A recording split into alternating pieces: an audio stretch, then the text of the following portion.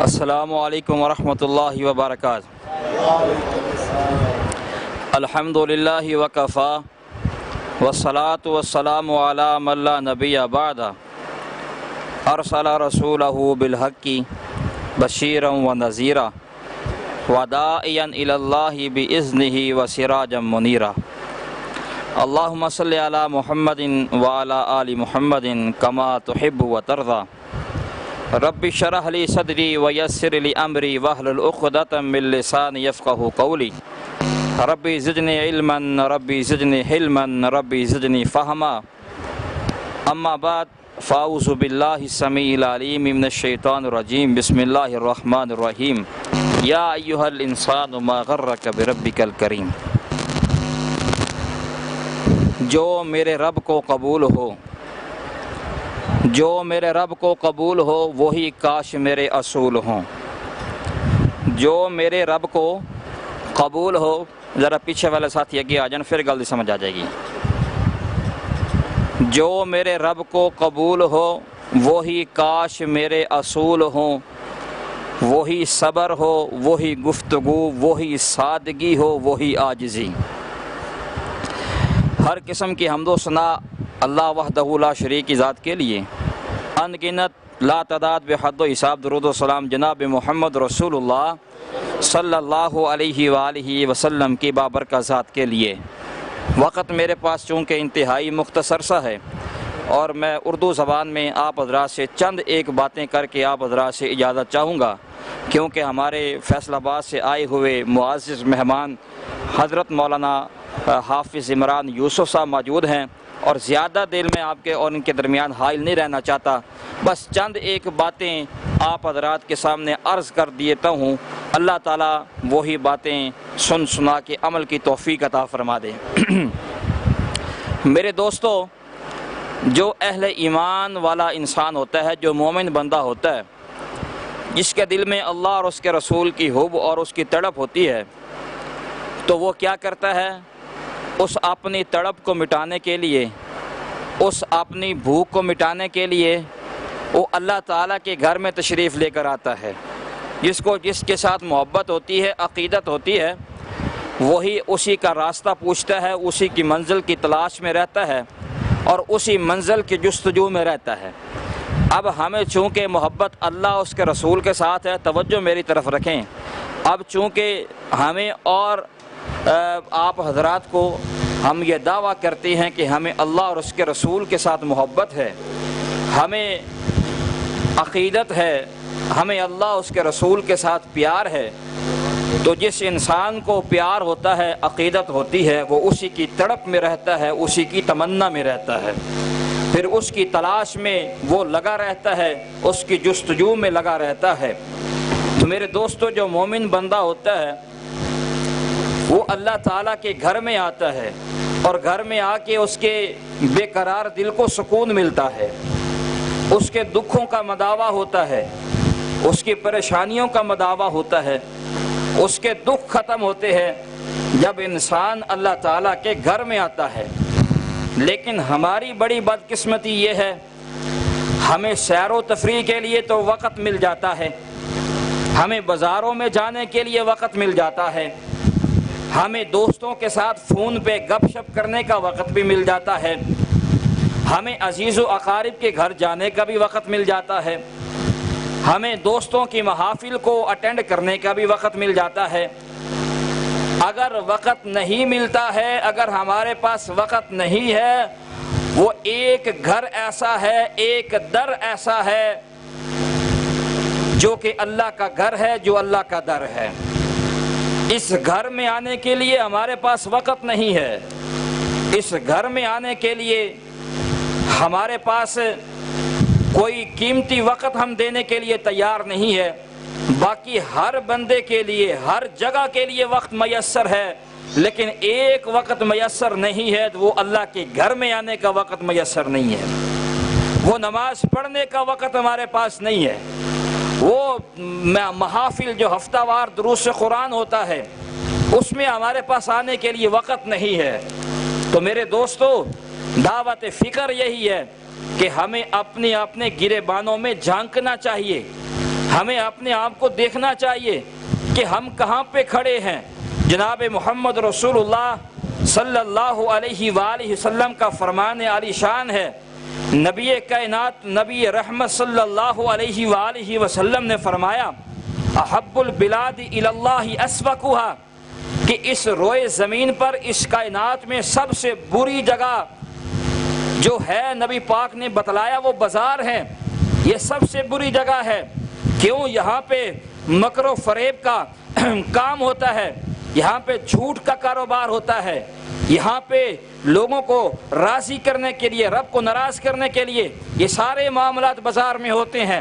حرص، طمع، لالچ، یہ ساری باتیں، ایک دوسرے کو جناب دھوکہ دینا، ایک دوسرے کے ساتھ تجارت میں دھوکہ دینا، یہ سارے معاملات بازار میں ہوتے ہیں، لیکن ہم وہاں پہ سب سے زیادہ جاتے ہیں۔ نبی رحمت صلی اللہ علیہ وسلم نے فرمایا اللہ تعالیٰ کو اس کائنات میں اس روئے زمین پہ جو سب سے بہترین ٹکڑا ہے، جس کا انتخاب اللہ تعالیٰ نے کیا ہے اور جس کو پسند اللہ تعالیٰ نے فرمایا ہے، اس زمین کو، کہ جس زمین کے ٹکڑے کے اوپر رب کا گھر ہو، اللہ نے اس کو سب سے بہترین اور سب سے اعلیٰ اور اس کو منتخب کیا ہے، اس کو پسند کیا ہے کہ جس روئے زمین پہ اللہ تعالیٰ کا گھر ہو، جس ٹکڑے پہ اللہ تعالیٰ کا گھر ہو۔ لیکن ہماری پسند آپ کے سامنے ہے۔ ہم نے کیا پسند کیا؟ ہم نے کس چیز کا انتخاب کیا؟ ہم نے بازاروں کا انتخاب کیا ہے، اللہ کے گھر کا انتخاب نہیں کیا ہے۔ کیوں؟ اللہ کے گھر میں جب ہم آئیں گے تو اللہ تعالیٰ ہمیں زہد و تقوی والی عبادت نصیب فرما دے گا۔ جب ہم اللہ تعالیٰ کے گھر میں آئیں گے اللہ ہمارے دلوں کو سکون عطا کر دے گا۔ جب ہم اللہ تعالیٰ کے گھر میں آئیں گے اللہ تعالیٰ ہمارے معاملات میں بہتری فرما دے گا۔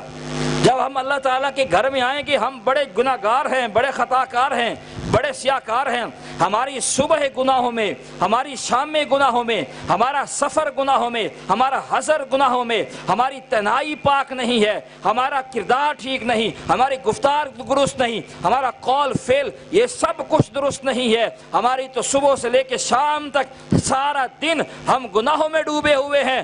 اور جب انسان اللہ کے گھر میں آئے اور رب سے معافی مانگے، اللہ تعالیٰ کو اتنا پسند ہے، وہ غفور بھی ہے، وہ رحیم بھی ہے، وہ رحمان بھی ہے، وہ رحیم بھی ہے، وہ کہتا ہے میں معاف فرمانے والا ہوں۔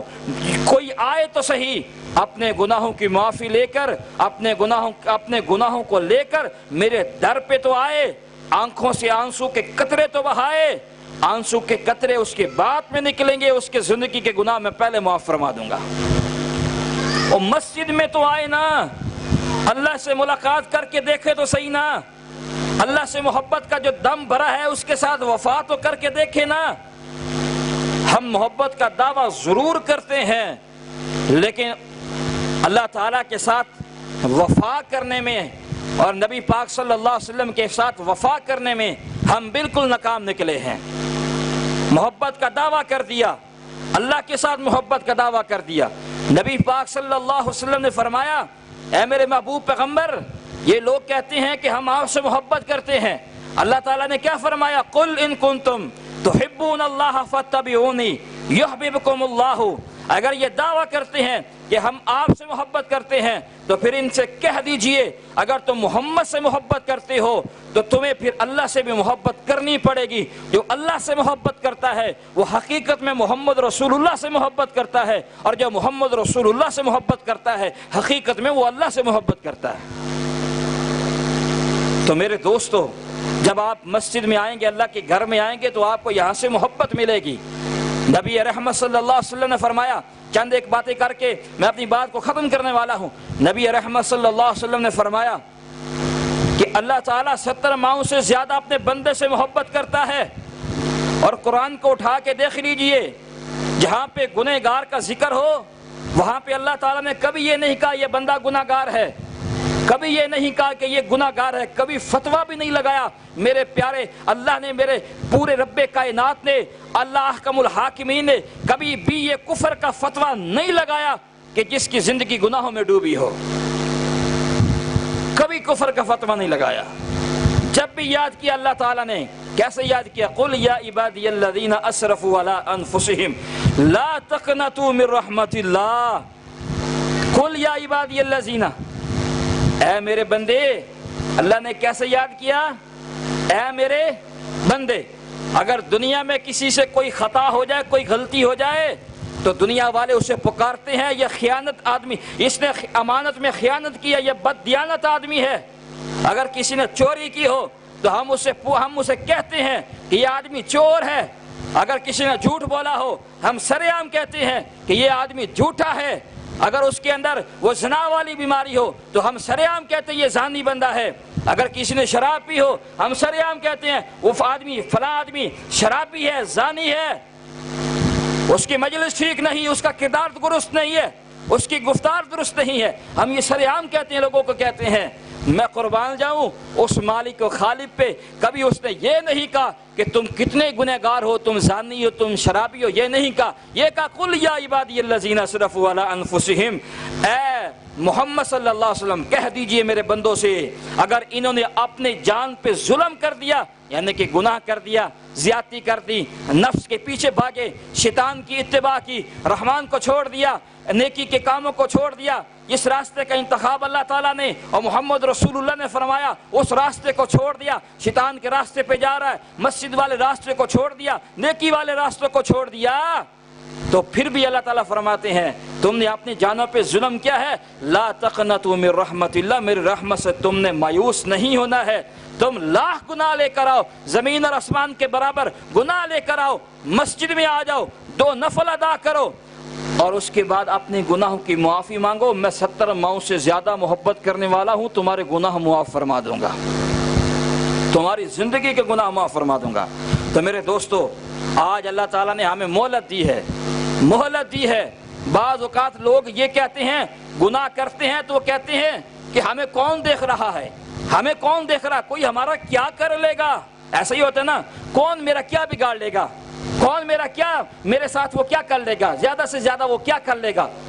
گناہ کر کر کر کے وہ گناہ میں ڈوبا چلا جاتا ہے، اور جب پہلی دفعہ انسان گناہ کرتا ہے اللہ اس کو پہلی دفعہ نہیں پکڑتا ہے، جب انسان گناہ کر کر کر کے اس گناہوں کی دل میں وہ پھنس جاتا ہے، پھر اللہ تعالیٰ فرماتے ہیں سورۃ البروج میں 30واں پارہ ہے، ان بطش ربک لشدید، جب تیرے رب کی پکڑ آتی ہے وہ پکڑ بڑی سخت ہوتی ہے، پھر وہ رب تمہیں مہلت نہیں دیتا ہے، پھر رب تمہیں بھاگنے نہیں دیتا ہے، وہ ایسے پکڑتا ہے، ایسے جکڑتا ہے، پھر تم نہ ادھر جا سکتے ہو نہ تم ادھر جا سکتے ہو۔ ان بطش ربک لشدید، اللہ کی پکڑ بڑی سخت ہے۔ تو میرے دوستو، اللہ کی پکڑ میں آنے سے پہلے ہمیں یہ چاہیے، جب تک یہ سانسیں چل رہی ہیں، یہ سانسوں کی مالا جب تک بحال ہے، ہمیں اپنے گناہوں کی معافی مانگنی چاہیے۔ یہ گھر، یہ مسجد اللہ تعالیٰ نے اس لیے بنائے ہیں کہ اللہ تعالیٰ کے گھر میں آؤ، مجھ سے اپنے گناہوں کی معافی مانگو، میں تمہارے گناہوں کے معاف فرما دوں گا۔ تم درس قرآن میں آئے ہو،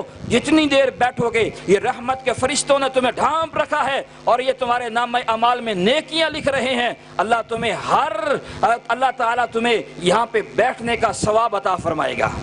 تو میرے دوستو، یہ گزارشات تھیں جو میں نے آپ حضرات کے سامنے رکھی ہیں۔ اللہ تعالیٰ سے دعا ہے کہ اللہ سبحانہ و تعالیٰ ہمیں اپنے تعلق کو اللہ کے گھر کے ساتھ مضبوط کرنے کی توفیق عطا فرمائے، اور ہمارے زندگی کے جتنے بھی گناہ ہیں اللہ ہمارے زندگی کے وہ گناہ معاف فرما دے۔ وما علینا الا البلاغ المبین۔